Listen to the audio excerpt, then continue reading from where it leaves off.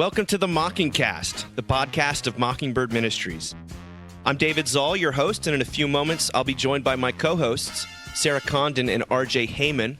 We come to you every other week to discuss a few of the places where we currently see grace and its absence playing out in unexpected and compelling ways. We're glad to have you with us.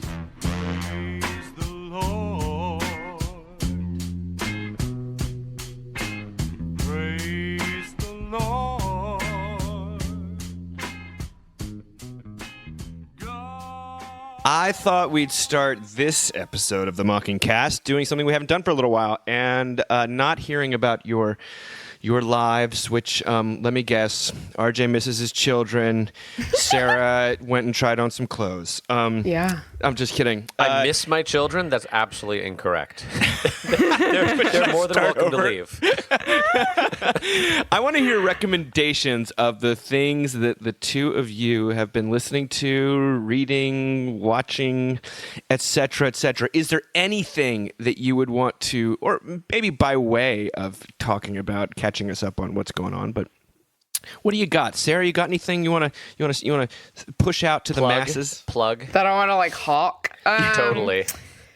Yeah, so actually, I'm having to be really careful about anything I read right now, especially in terms of daily devotionals and stuff. And honestly, things with fewer words are better. So I am currently reading over and over again Spencer Reese, who is he's an Episcopal priest, and I actually went to seminary with him. And he's an incredible poet, an incredible painter, an Episcopal priest. A heart for the least, the last, the lost, the lonely, and a heart for the gospel. He's just an amazing person. But anyway, Spencer has a book out called All the Beauty Still Left, a poet's painted book of hours. And I just cannot recommend enough. It's so beautiful. So he just sort of does watercolors, right? Beautiful, beautiful and things. It's not even his words, which is really kind of amazing. Really? It's words from other people. I mean, and he's a poet. It's just fabulous. So I cannot recommend that enough. And the other thing that I wanted to recommend is I'm very into snail repair eye cream right now. You are. So, and your it's eyes actual. Look amazing, I have to Thank say. You. You look 10 years younger. It's incredible. I don't. What does that mean? Are you repairing the snails or the snails repairing you? No, the snails repair you. So they put snails on a mesh, and you know how snails excrete goo?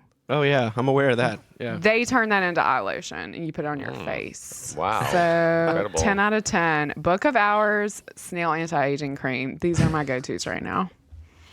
There you go. RJ? I know which one I'm going to try first.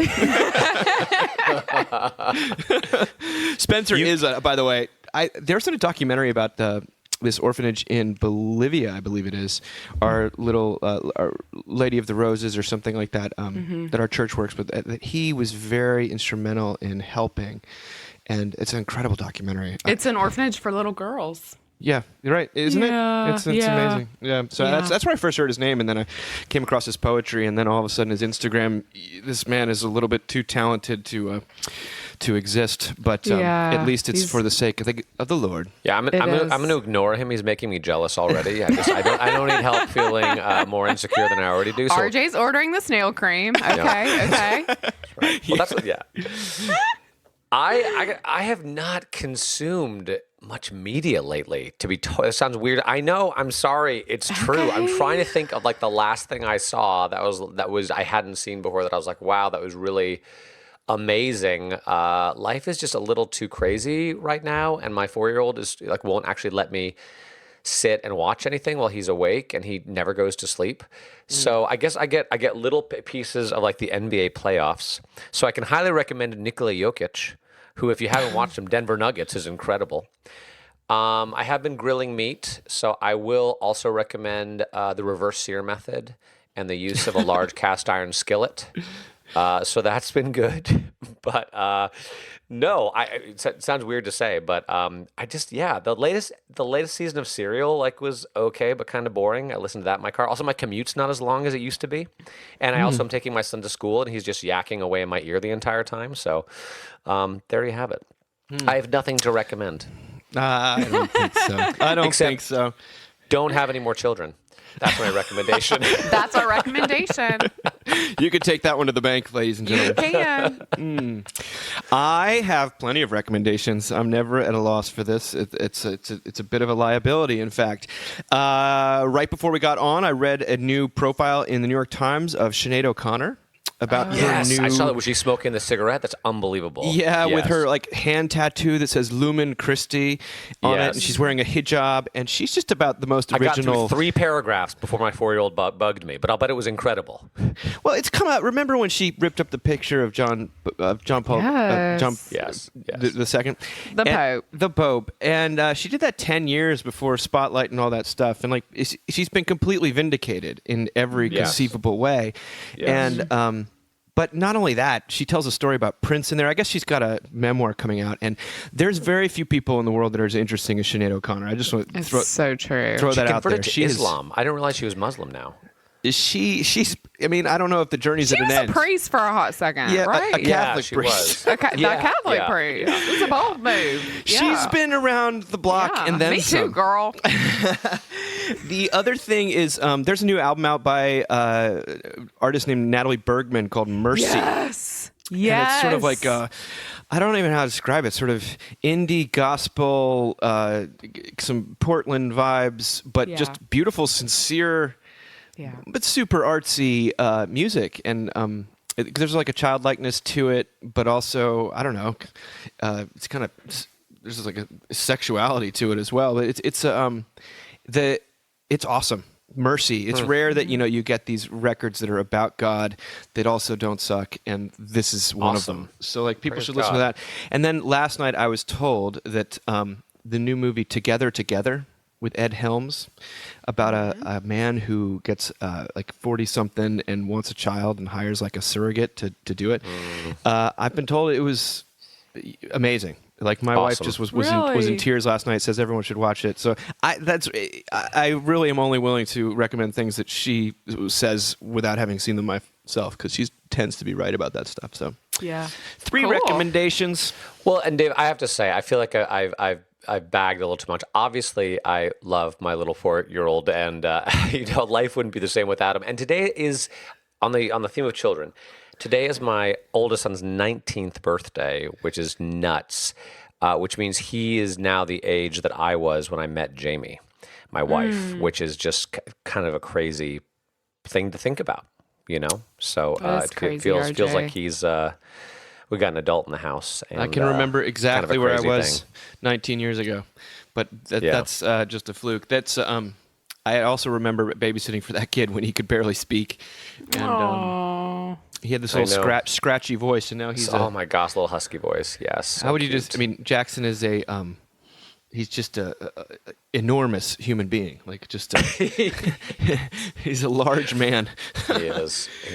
Well, we're going to jump into. We got quite a few things to talk about today, and the first one is something that all of us know well. It's Charlie Tyson wrote about this in The Atlantic, asking, "Why are we so spiteful?" It's a review of a new book by Simon McCarthy Jones called "Spite: The Upside of Your Dark Side." And I'm less interested in what he says about the book, which he doesn't really like that much, than what he says about spite. He begins, he says, "The purest eruption of spite I've ever witnessed took place at a former friend's birthday party some years ago. We were all in our early 20s, and alcohol had been flowing freely. I slipped into the kitchen to refill my drink. When I returned, the birthday girl, her cheeks flushed from the wine, had become incensed at her boyfriend for some unaccountable transgression. On the coffee table was an enormous cake brought by her now disgraced beloved. The birthday girl seized the platter and with a terrific crash hurled the cake to the floor. 'Now none of us can have any,' she seethed, raising an accusatory frosting-covered finger as guests began edging toward the door." He goes on to say, "Spite defies logic. We act spitefully, lashing out to harm someone else, even at a cost to ourselves, when the desire to punish overrides other considerations. People in the throes of spite's poisonous pleasures do not care if they injure themselves or make the world worse off, so long as they satisfy their rancor. Yet because spite involves a self-inflicted cost, this petty and ultimately antisocial emotion bears a family resemblance to altruism. Many spiteful actors believe they are behaving nobly, meting out justice where it is due. And spite is a symptom of social breakdown, but it is not a trustworthy guide to fair action. This ugly feeling is self-multiplying. It tends to lead not toward justice, but toward more spite. Our judgments about who needs to be, quote, put in their place are frequently defective. A spiteful politics is one in which the immiserated majority fights for scraps while the rich carry on as usual. But we cannot punish our way to a less punitive society. I love this. Sarah's eyes while I was reading it, like, what? The first thing that came to mind is that beautiful scene. It's been a minute since I watched it in Ted Lasso, where something bad happens to someone. Like someone gets course corrected who's been very difficult. And Ted Lasso is like with his like group of, guys he coaches with, and they start the Diamond Dogs. Yeah, and they start to be gleeful. Do you remember this? And he goes, "Oh no, we're not doing that."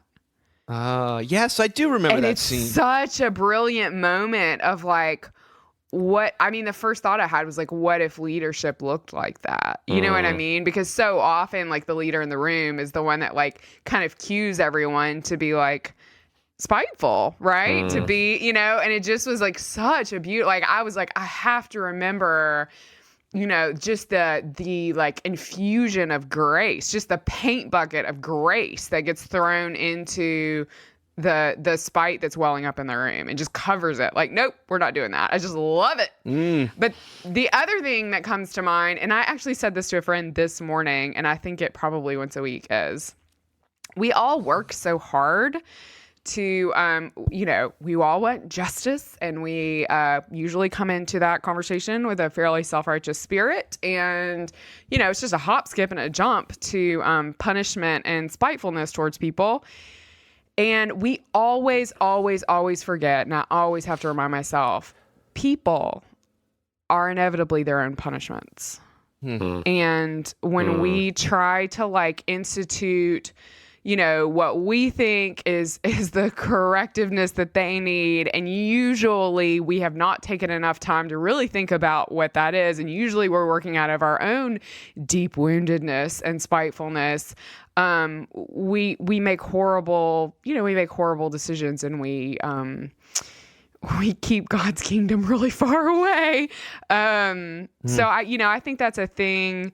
Whenever there's someone in your life, and whenever there's someone in my life that I feel like spiteful feelings towards, and first of all, like clearly there's some woundedness in both of us, but also like people, I see this over and over again in life. People are their own punishments, right?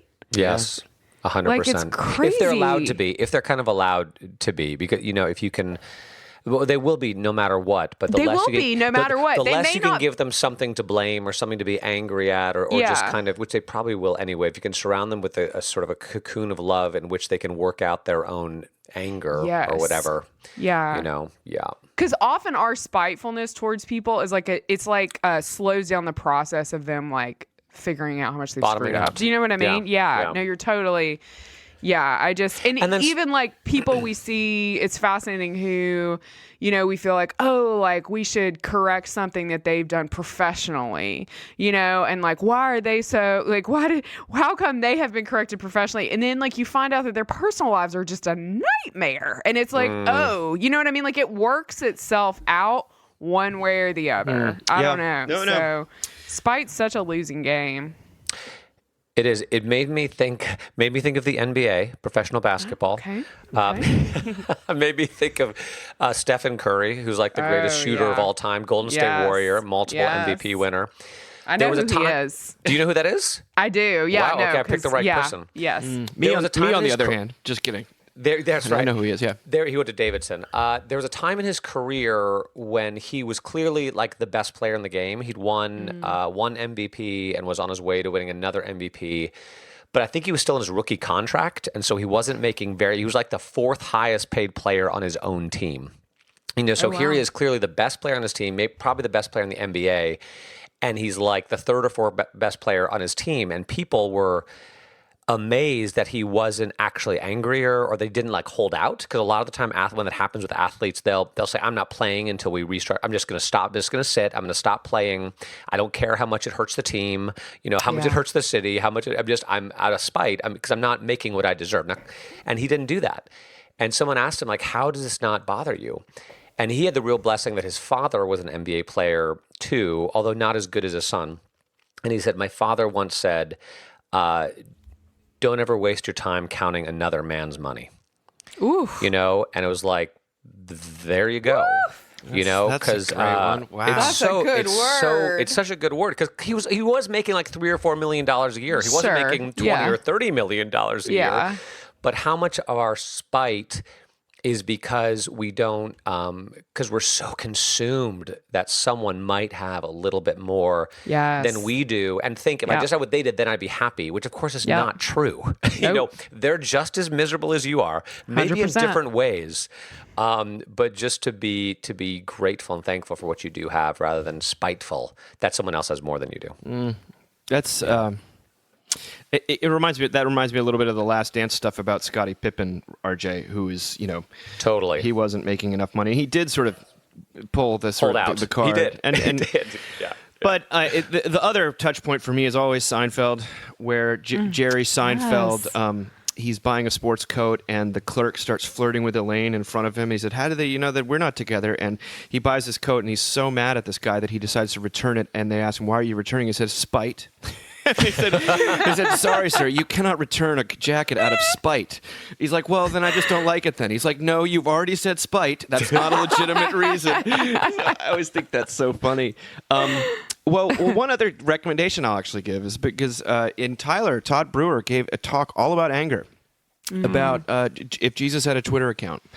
And, there's always the chestnut that is trotted out about, Jesus had a whip and three, and drove the money changers out of the temple. So it's good for you to be angry and all this stuff. And Todd just took the Greek and completely dressed it down and said, well, that's really not... let me show you what it real actually biblical. says. See, I go fake biblical. Oh my gosh, That's I cannot wait biblical. to listen. It's incredible. I mean, he in his very sophisticated and interesting way, and it's super accessible. He basically makes an argument for that there is no New Testament grounds for sort of endorsing anger and it's that's really hard for us to hear in a time when people think I don't like it. Yeah, I really love my anger. I'm in love with my George is angry. I don't know who I would be. George is getting upset. George likes his chicken spicy. So spite, though, is a good way, because I think people can often say that anger is good, but spite, that's terrible, clearly. Right. But how different they're actually so are different. They? Let's move on to The New Yorker, a subject we've talked about quite a few times, but this is a fresh take, a couple fresh takes. This is from Jill Lepore about burnout, modern affliction, or human condition. And she starts out by saying that one Swiss psychotherapist in a history of burnout published in 2013 said that burnout is increasingly serious and of widespread concern, so much so that he found it in the Old Testament. Moses was burnt out in Numbers 11:14 when he complained to God, I am not able to bear all this people alone because it is too heavy for me. And so was Elijah in 1 Kings 19 when he, quote, went a day's journey into the wilderness and came and sat down under a juniper tree, and he requested for himself that he might die and said, it is enough. I'd never really heard the Old Testament invoked as an example for burnout. I haven't either. She goes on to write, to be burned out is to be used up, like a battery so depleted it can't be recharged. I keep thinking about the woman at the well, too. I just feel like she was like, I don't care. You know what I mean? I'm done. I'm done. Who are you? I just need some water. Get out of my way. Where's the manager? Okay, sorry. Keep going. In people, unlike batteries, burnout is said to produce the defining symptoms of burnout syndrome, which are exhaustion, cynicism, and loss of efficacy. Around the world, 3 out of 5 workers say they're burned out. But what exactly is burnout? Well, to question burnout, because that's what this is basically saying, if everyone says they're burned out, what is it, is burnout just meaningless?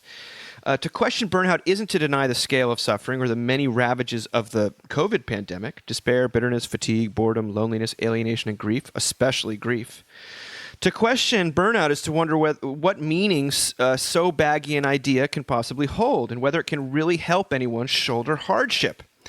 Burnout is a metaphor disguised as a diagnosis. If everyone is burned out and always has been, well, then maybe burnout is just the hell of life. Then she goes on to quote, she says, every age has its signature afflictions. The Korean-born Berlin-based philosopher Byung-Chul Han writes in the Burnout Society. Burnout for Han is depression and exhaustion, the, quote, sickness of a society that suffers from excessive positivity. An achievement society, a yes-we-can world in which nothing is impossible, a world that requires people to strive to the point of self-destruction. Han writes, burnout reflects a humanity waging war on itself. And then the louder the talk about burnout, it appears, the greater number of people who say they're burned out, harried, depleted, and disconsolate. What can explain the astonishing rise and spread of this affliction? Here's where I did not expect her to go. Declining church membership comes to mind. In 1985, 71% of Americans belonged to a house of worship, which is about what that percentage had been since the 1940s. In 2020, only 47% of Americans belong to an institution of faith. Many of the recommended ways to address burnout, wellness, mindfulness, and meditation, are secularized versions of prayer, Sabbath keeping, and worship. If burnout has been around since the Trojan War, prayer, worship, and the Sabbath are what humans invented to alleviate it. But then she wisely says, actually praying, honoring the Sabbath, and attending worship services don't seem to prevent people who are religious from burning out, since religious websites and magazines are full of warnings about burnout, including for the clergy. But today, you can suffer from marriage burnout and parent burnout and pandemic burnout, partly because although burnout is supposed to be mainly about working too much, people now talk about all sorts of things that aren't work as if they were. You have to work on your marriage, work in your garden, work out, work harder on raising your kids, work on your relationship with God. Even getting a massage is, quote, body work. All right, burnout. There's another article about it I want to touch on, but what do you think? Is it too loose of a term to have any meaning, or is it simply, is it more acute now than it's ever been? Do you feel burned out? I certainly have heard from tens of clergy who feel this way. I mean, I always feel burned out this time of year, and, clearly it's been a year. I don't know. It's funny. I keep thinking about this conversation I had with our 10-year-old this week where we were talking about like all of the responsibilities he has and sort of the swirling world around him. And I mean, I know it's naive. I come from an agrarian family, but I was also like, do you know what you'd be doing 100 years ago, son? And he was like, no. And I was like, well, you'd probably be helping your daddy to farm, and you might learn to read. Mm-hmm. And that, you know what I mean? Like, that's what you'd be doing as a 10-year-old. And it's just, life does feel so much faster and harder, even for kids, especially for kids, but for all of us, I mean, he lives in a world now where his grandparents can die in a car accident. Like, it's just, but I mean, I say that, and at the same time, I've managed to live in this world, right, for almost 40 years, and at least in my country, I've never experienced war. I mean, I don't know, I mean, there's a lot that we aren't having to deal with. It's just, I know it sounds bleak, but I kind of love the biblical stuff. I'd never thought about it that way. I love that this is just maybe the human condition. Life is just too much. Life is just too much. Yeah. Is too much. I was reflecting on whether I feel burned out or not, because sometimes my lovely parishioners are like, RJ, we're worried about you burning out because it's been a crazy year and a half, and I started a new job, a pandemic, and I think I've had one Sunday off since January 2020. What? Yeah. RJ! Yeah. So I'm tired. They're right to be a little worried. Sorry. I know. RJ, this is like, now we're in a meeting about you. This is about me, yeah.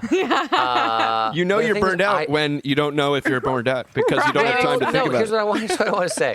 I'm tired. I'm definitely tired. Mm-hmm. I don't think I'm burned out because I'm hopeful.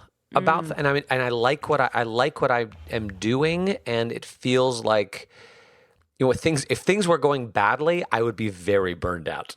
Sure. I think. Yeah. But because things are going well, I'm not. And of course, that's all a little bit, perception versus reality. But yeah, so maybe it's just a function of how you feel, a combination of how hard you're working and how you feel about what you're doing, how hopeful you are about the future or the relationships that you formed, or I remember talking with my brother, who, I'm the only one who's like in full-time Christian work, and the rest of my brothers are in kind of, quote unquote secular work. But he did say sometimes when you're in secular work, you get to a point in your job where you feel like anyone could do this. Like why this is meaningless. Like they could, he said, I feel like you could train a monkey. This was more in his 20s. He said, I feel like you could train a monkey to do what I'm doing in about 2 weeks. So there was no sense of meaning or uniqueness about what he was doing, which is the benefit of being in something like, a caring industry. And a helper profession, for sure. A helper profession. Yeah. It's interesting what you said about church. It reminds me of what Tim Kreider said when he gave his talk at Mockingbird about who's an atheist. But he said, it's been about 140 years since Nietzsche declared that God was dead, and things haven't been going so well since then. Like, I'm not sure that was such a good idea. And Tim Kreider said that as an atheist. So it is interesting, the farther away we get from this idea that people are intrinsically beloved and valuable apart from anything they accomplish or produce, the more depressed and anxious and burned out they get. And because, yes, life is hard, but being loved in the middle of its difficulty makes it a little more bearable. And maybe that's what it is too, is like, I really do love my people and I feel like they love me. And that makes the work more fun. But RJ, what you just said is so insightful. Like, the further we get away from belovedness, Yeah. like the more burned out we are, because the more we're like hustling to do it, on our own. It's just, it's that whole thing we talked about with Lent, where it's like, we think we're like running towards Easter, but Easter's coming towards us. It's just like, ugh. Yeah, I think it's true. One of the assumptions behind her article is this idea that if everyone feels burnt out, well, then it's not a thing, or it's like it's just a condition. It's just what life is like. And I think everyone can feel a certain way and it still be a problem. It can or it's not any less of an affliction.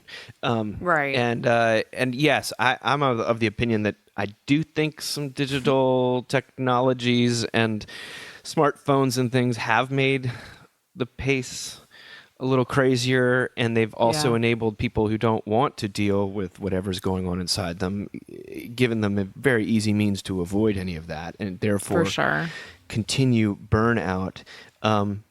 And I was grateful she sort of recognized that some of the sitting still aspect of church life, of prayer, of taking stock, of taking the pulse, these are, they're not just luxuries. These are actual things that people need, and they need them in the same way they need what they're getting from their work.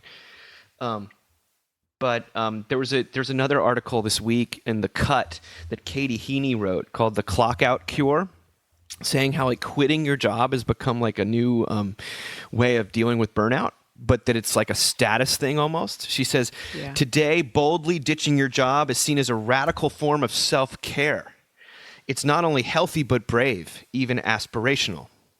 But then she says, and I think this is an uncomfortably close to the bone, true statement. She says, burnout is an attractive diagnosis for the self-aggrandizing. It suggests that one's job is uniquely draining, almost to the point of a medical emergency. It's also a predominantly white-collar condition. Is she the child of an Episcopal priest? For those who can afford to quit, claiming burnout may be an effective way to signal one's essential employability, a way to reassure your future bosses that you will work yourself to the bone for them right after this break. I thought that is,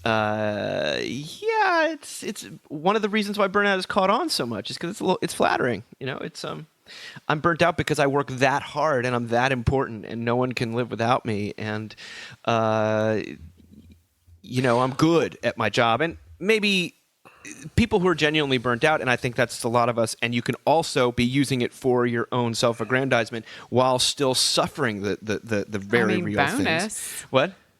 Bonus. Bonus. Like, it serves a bunch of different purposes, and I think it's true. So it's weird to say. Like I'm like thinking through this as I'm saying it. So who knows what's gonna come out of my mouth? But I am thinking about how when mom and dad died, there were people around me that were like, "Well, you're gonna quit your job, right? Like this is too much for you to do all this and to like have a ministry."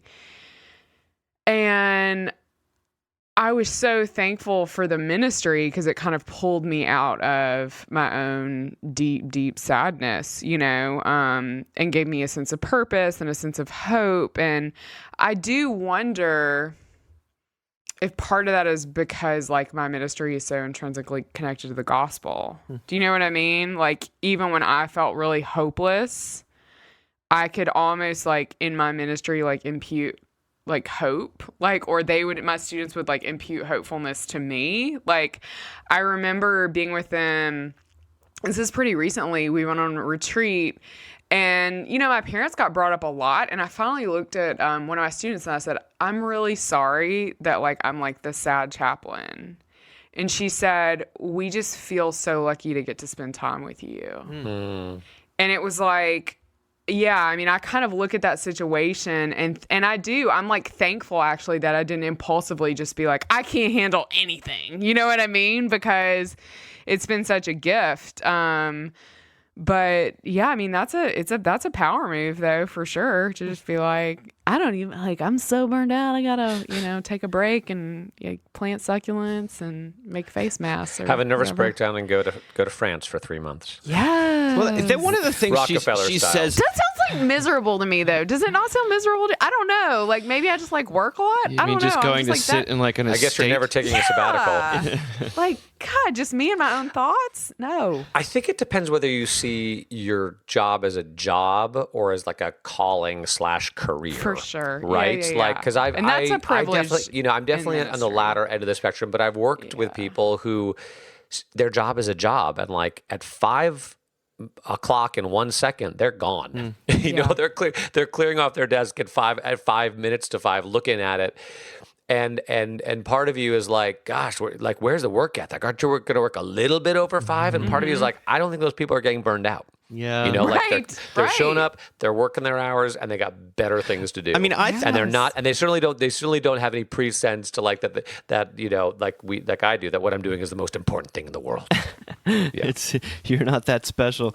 It's exactly I do think it's perceptive though to take it to a religious place, because what do we been talking what does legalism do in the Christian life? It's like God will love you when you've sort of proven your worth or your piety or your devotion or your goodness. Like that's that secularized version of that is what's driving a lot of this burnout, and this is the sort of thing that basically we've been trying to address with the work of Mockingbird for years, is to turn what if God was not so much a boss who was wagging his finger, as a loving father or a loving parent, or however you want to think about it, and that I just am grateful that she made the religious connection, because it's amazing. We see what they call Christian burnouts are essentially deconverted people, or they say this Protestantism is just too hard. Me and God, I can't do it. I want to just be told. I just want the priest to just tell me what's going on, and it's fine. Because there's a bit of a burnout that's happening in that regard. Yeah, I just can't keep it up anymore. How often have we heard that? I just couldn't keep it up. Whether that's a facade of goodness, whether that's like a treadmill of good works, I just couldn't keep it up anymore. I needed a break. And now during the pandemic, you do hear from a lot of people, it's like, it's been kind of a nice break from church. Now I miss it. Yeah. But the human psyche, even in a church that's preaching grace, even in a context where you're hearing about love and forgiveness, you still are going to turn things into taskmasters that aren't necessarily meant that way. And it's funny, like, as we're thinking about coming back to, as people are coming back to church, like, I saw a sermon recently a friend shared with me. And this, this preacher was just like, it's been really nice that we've all been able to be online, and it's really good for our elderly people that can't make it to worship. But this church needs to be more full. And that's how this person started their sermon. And I was just like, hey, boo-boo, that's not going to work. Ain't nobody coming next Sunday because you said that, We cannot punish our way to a more punitive, less punitive society. And it's also like, what anxiety are you dealing with? Like, it was just so, like, stark. And I think as our people come back to church, just if you could just maybe believe for yourself before you get in a pulpit that you are beloved to God, and then speak that to them. It is finished. Yeah. I mean, anyway, do we view church as a break from life or something that we need to take a break from? And those are two very different ways to experience it, And it's so true. And how people feel about it is going to depend a lot on what they're hearing from up front. It's true. Like the kind of message they're getting. Dave, you talking about I can't do it anymore, it reminded me when I first started working for Focus, a youth ministry. And for about a year and a half when I first started that job, I was trying so hard to kind of be what I thought these middle schoolers and high schoolers wanted me to be kind of like the cool youth leader. And it was kind of working. And then we had our first baby. Then and they I was got to know you. exhausted, and then they got to know me. It all fell apart. But I remember there being a certain point where I was like, I can't pretend anymore. Like, I'm just going to have to be myself. And that's either going to have to be enough or not. And it was enough, and it was actually better, and it was so much more fun. Much more fun, just to be my snarky, lame self. Speaking of fun, I thought there was a great little article in The Onion that kind of mirrored some of this about, here on the East Coast, we're bracing ourselves for the invasion of cicadas. That happens every 17 years.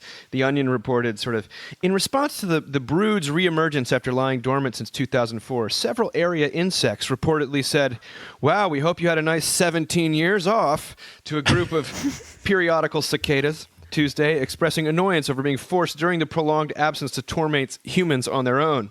You certainly look refreshed. That was some break, huh? A local mosquito told some gathered cicadas. I thought that was clever.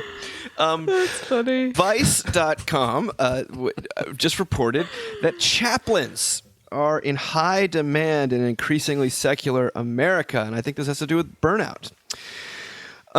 Sarah, you're a chaplain. You've been a chaplain. So are you, Dave. I guess I am a chaplain. Yeah. That's you are right. a chaplain, Dave. The demand for spiritual care in 2021 this is Diana Kreutzmann writing, may seem surprising. Religious belief is in decline across the U.S., and clinical therapy is becoming more widely available and increasingly destigmatized. But in secular institutions around the country, from the New York Metropolitan Transit System to universities, labor unions, and government bodies, chaplains have maintained a constant presence and in some cases even expanded their ministry, focusing on the intersection of spiritual and mental health. The needs of employees, companies are coming to realize, are much more holistic than vacation time and leave policies, said Michael Skaggs, Director of Programs for Brandeis University's Chaplaincy Innovation Lab. Employees don't leave their spiritual and religious needs at the door. She goes on to write, the roots of chaplaincy are undeniably Christian and Protestant, according to Winifred Sullivan, author of A Ministry of Presence. And the intertwining of the chaplaincy with government service go back to the founding of the country. Christian chaplains served in the military during the Revolutionary War, while in the early 19th century, Protestant reformers who wanted to replace corporal punishment with rehabilitation became the first prison chaplains. More recently, private companies have found chaplains provide workers with an important outlet. The decline of churches in America makes accessing services harder for those who still want to, placing more of the burden on spiritual counseling on chaplains in secular institutions. David Miller, a Princeton professor who studies faith and work, wrote that chaplaincies can create lower turnover rates, increased levels of focus, and reduction in stress-related illnesses. We live in a time of existential crisis as a result of both environmental changes and political and technological changes, says Winifred Sullivan. And the phenomenon of the proliferation of chaplains is partly a response to pain and to suffering on a huge scale. Another humanities professor at NYU who studies chaplains says that participation in religious communities is going to go down further because of the demographics. But younger people, including our students, are showing great interest in something, meaning, purpose, spirituality. We call it different things. So if you're a young seminary student or a young clergy of whatever tradition, chaplaincy might be where you get a job. Some employees won't avail themselves of therapy services because of lingering stigma, as well as a fear that they won't get promoted if their supervisors know they're having mental health problems. Talking to a chaplain carries no such weight. The informality can lead people to open up when they otherwise wouldn't. Let's leave it there. We've rolled our eyes a little bit about this in the past, about spiritual consultants in sort of corporate America, and yet there wouldn't be a need for it if people weren't needing it. So, and if work really has become all of life, as the burnout people say it has, and even your massage is a form of body work, well, then it makes perfect sense that to meet people where they are and to deal with what they're suffering and to bring spiritual perspective or wisdom or maybe even some gospel good news to people, you sort of have to go where they live, and where they live is the office in some regard. What do you think about this, though? I mean, I didn't know that chaplaincies were increasing. I mean, it's a really expanding market here. I have mixed emotions about it. You know, I think I understand exactly what you're saying, and I'm glad that people are finding some hope and some peace and some comfort, you know, when and where they need it, and in a way that is sort of convenient for them and makes sense. I think what makes me nervous about it are two things. And the first thing is weird because it's something it's strange to hear it come out of my mouth. But, you know, so much of the good work that happens in a place like church, and so much of the healing that people experience, it's a combination of things, right? It's in an ideal situation, it's the melding of a message they're hearing from up front and a love they're experiencing in community. You know, it's the gospel expressed again through things that, like the spoken word is incredibly important, right? Like having a preacher who you feel like empathizes with you and speaks to the reality of the human condition.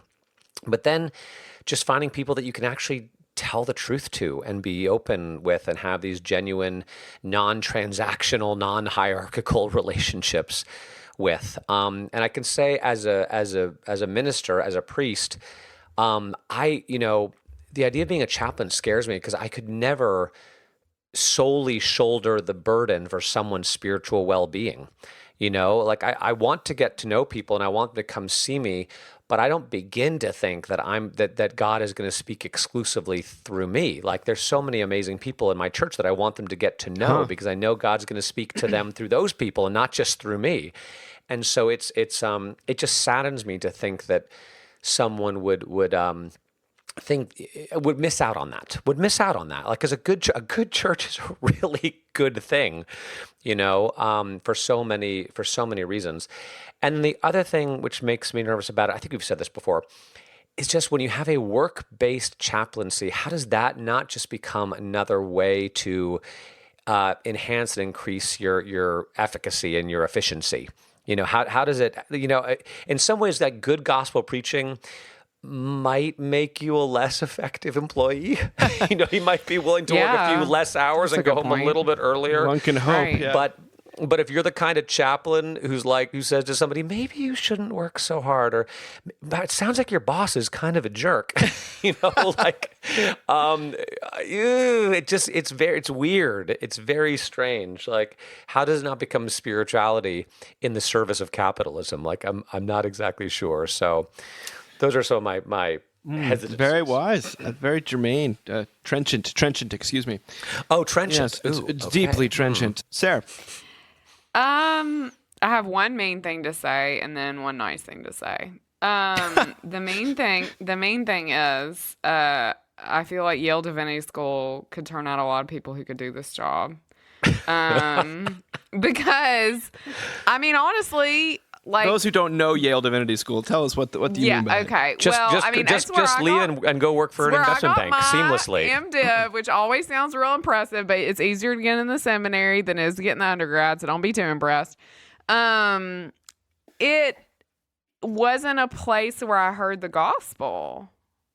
It was not a place where I was taught to preach the gospel. It was a place where, I did learn some things academically, but Lord, y'all, I didn't learn to baptize a baby there. I did not learn to do real church Christian things in a lot of ways. I'm be honest. And so I hear this and I think, well, there were, they could train some people to do this job there. And so what kind of also pairs with that, which I guess is also mean, but I don't know how it's judgmental. I don't know how you could actually be a minister of the gospel and do this job in a secular environment for all the reasons RJ pointed out. I just don't think you can because, I am, if anything, I've always said this, but I was the one in seminary who, when people didn't want to go to morning prayer or they didn't want to go to the mandatory dinners and stuff, who did they come to? Me. They came to me every time. They said, Sarah, I don't feel like going. I said, oh, go. It's just fascinating to me. I could never do this job. I could never do this job. I know wonderful people who could do this job. I could not do this job. The nice thing, and maybe nice is the wrong word, but it's totally, RJ really covered this, but it's I think about just our young moms group at church, just in the past 6 months has had a cancer diagnosis. Yeah.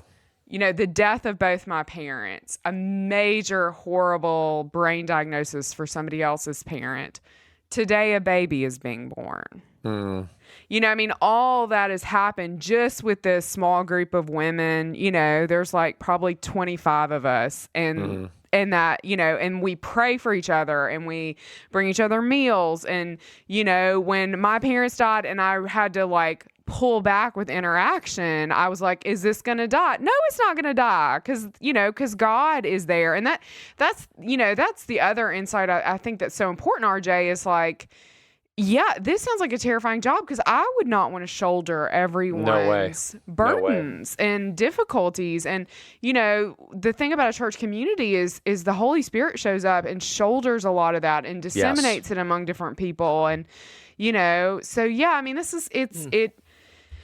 I don't know. It's not something I could do. I hear what both of you are saying. I think you're right. I think if you started to say anything that would contradict the bottom line in some regard, I'd imagine your job would not be would ultimately get cut. And the gospel, which says that that God values you apart from your ability to produce, and fundamentally, or sort of in spite of your inability to produce, in full view of that. And who you really are, not who you are just 9 to 5. That's a very difficult thing to reconcile, and it's basically impossible. Yet I also recognize that, as I said, as people who believe that God is the gospel is not confined to the church, and it's it's true in all instances, that there's some opportunity or some recognition that we are not just machines. We are not just computers. There is something distinctly human about, or spiritual about the human creature. And that very recognition strikes me as an encouraging thing, even if it's addressed in ways that are ultimately, serve mammon, as they say, rather than God. So it's complicated. I'm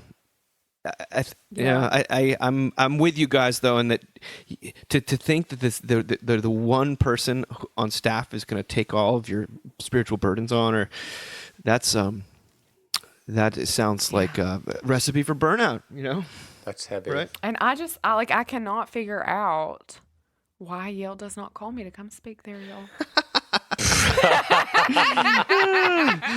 This is, number 28 public denouncement of their school, where Well, there's something. Like I said, there's one more thing. There's something about how, the whole term spirituality is it's trying to harness these things, harness these truths in service of our own vision of what we want to be and what we might be, the human project, versus Christianity, the gospel being walking alongside people as they kind of suffer in many different ways, suffer and also enjoy all the things that God is doing in their life. You know, it's not it's giving up on your own vision of what you think your life is supposed to be and just dealing with the reality on the ground. Yes. That there's something fundamentally, it's not the word spirituality is so strange. Anyway, sorry, just a thought. Well, I saw somebody today put up a meme that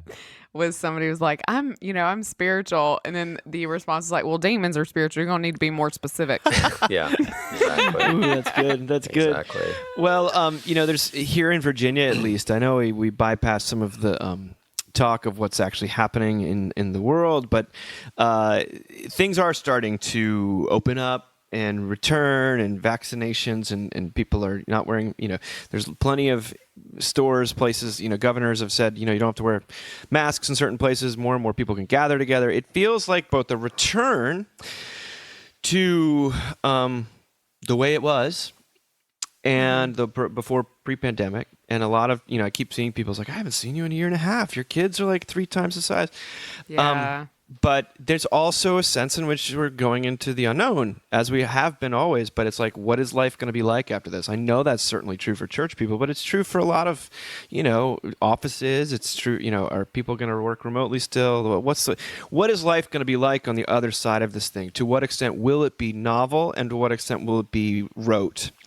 And Sam Bush, our wonderful, basically contributing editor at this point, wrote an incredible piece on Mockingbird called Facing the Strange. Why do we need to experience new things? This is what Sam writes. He says, on the one hand, our society is addicted to novelty. We are mass consumers of the latest gadgets, the trendiest styles, the hottest TV shows, and all the breaking news we can get a hold of. But we are also slaves to the familiar. The Office, a show that ended in 2013, was the most streamed show in 2020 by far. Baby boomers have kept classic oldies radio stations alive and well for the past 40 years. Just last night, Sam writes, I ordered the same thing I always order when I dine at a particular restaurant. Advertisements may temporarily convince us that the new thing will solve our problems, but experience shows that if the shoe fits, we'll never take it off. As one neuroscientist explains, we are built to abhor the uncertainty of newness. Well, in these never-endingly uncertain times, it's no one's fault to stick to the familiar creature comforts. There's so much fear in the world as it is. Who can be blamed for wanting something reliable? Much can be said for the dependable sources of love and comfort in one's life. But Scripture has the unique ability to endlessly repeat itself without becoming something rote. Its waters are not frozen in time, nor are they stagnant, but living. In fact, Scripture is a gift that keeps on giving, not despite, but because of the passage of time. Like Shakespeare or a timeless film, repeated viewings don't wear the text out, but enliven it. The Bible then encourages us to sing to the Lord a new song. The same words have a tendency to strike a different chord again and again. While we might constantly change, the impulse to reach for the familiar, oldie but goodie, is rewarded when one seeks out God. If change is the only constant in life, the same can be said of God. The gospel is where those two constants, the variability of life and God's faithfulness, meet. It is where the constancy of God's character interfaces with the life that is ever-changing, the tangent point where infinity meets the finite of our lives to make all things new. It's beautiful. I mean, Sam is such a gifted writer.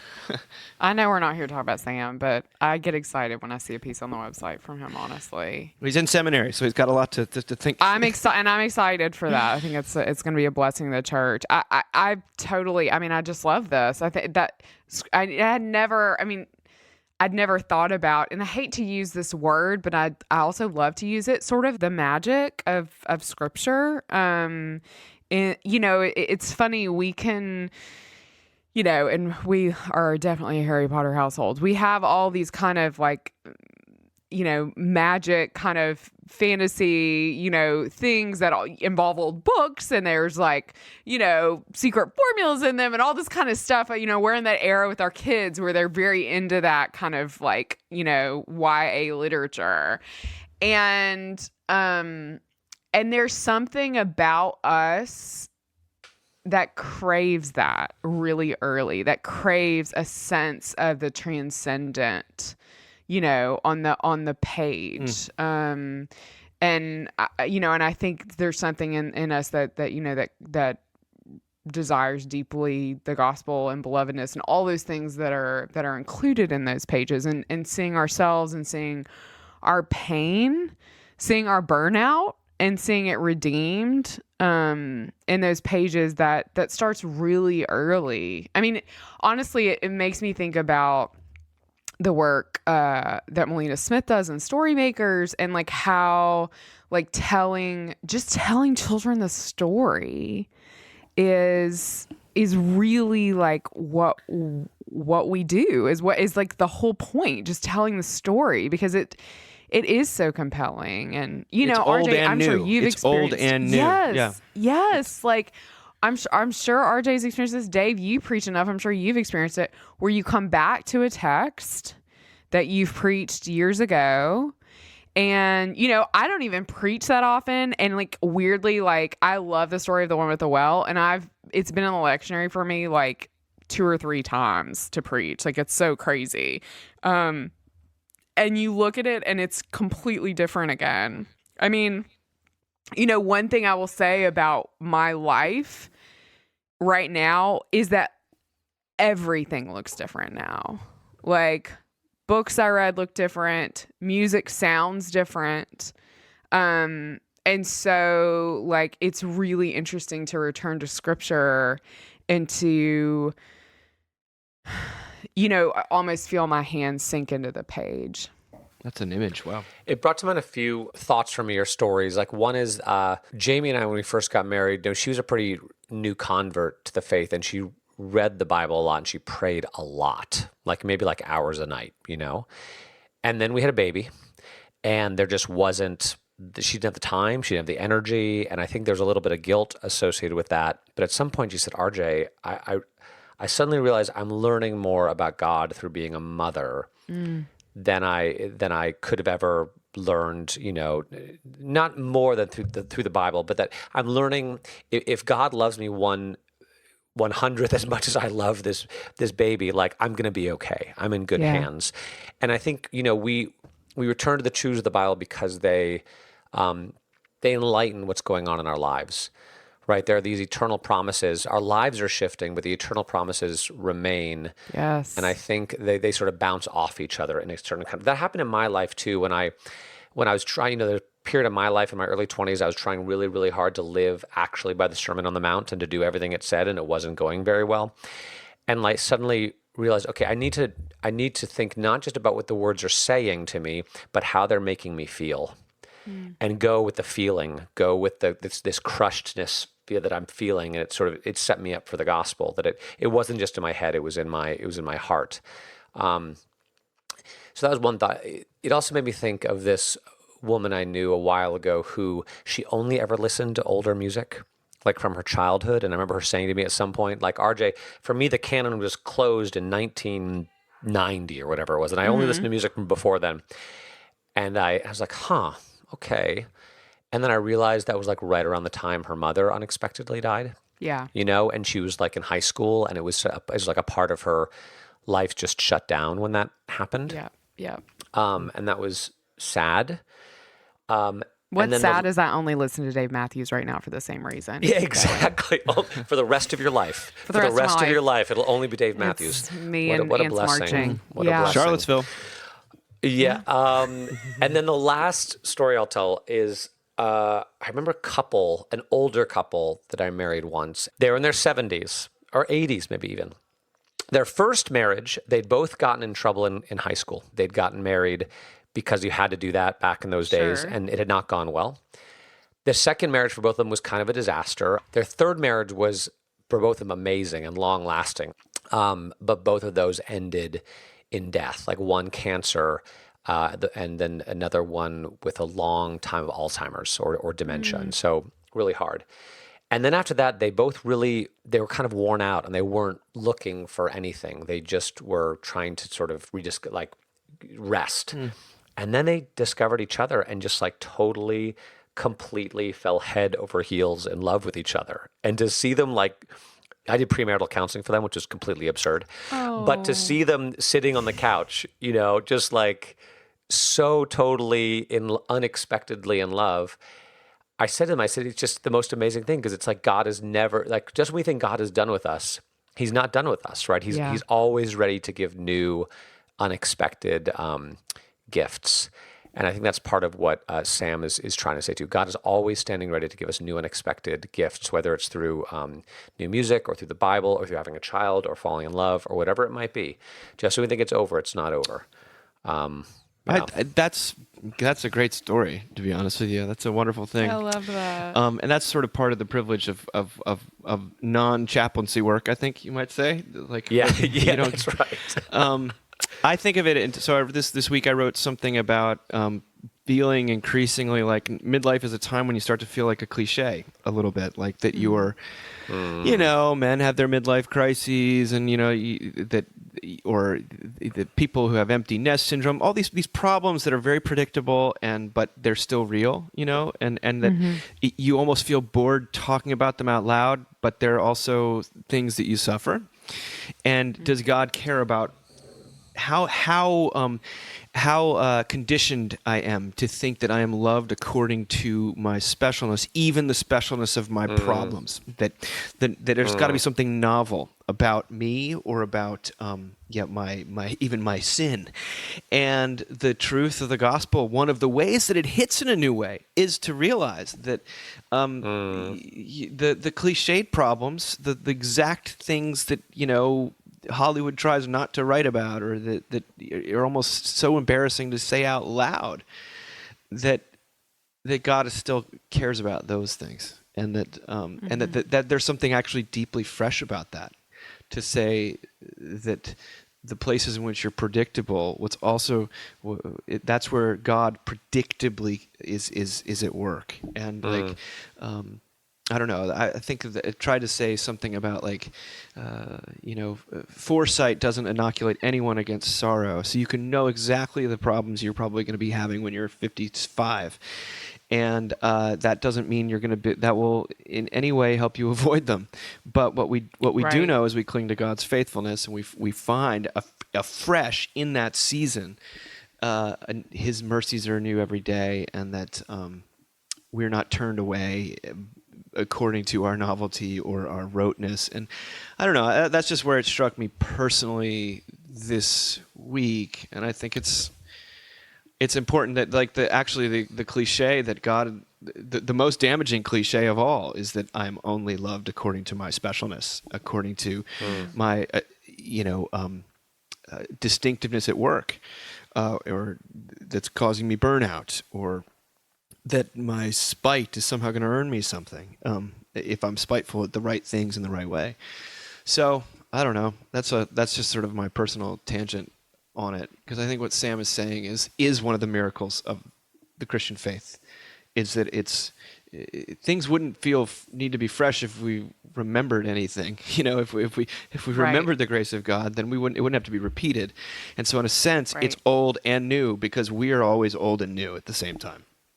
Yeah. I don't know. Yeah. I love that. Well, that's all I got. We'll be back in a couple weeks, and then I don't know what we haven't thought about summer yet. We don't know what we're doing this summer, guys. No, who knows? We have no clue. I will be going on vacation. I do know that. Yeah, but I mean, same. But in terms of this thing we do, I don't know. That's what I'm saying. Yeah, I will not be recording on vacation. So, well, on that note, we we hope that you're not burnt out of us. Not at all. And Thanks, Lord. happy Pentecost to all of our listeners, and to you and RJ, Sarah and RJ. Absolutely. Happy Pentecost. What a nerdy thing to say. Let's get lit. Okay. So churchy. Okay. Right. Bye. Flaming tongues. Okay. Bye-bye.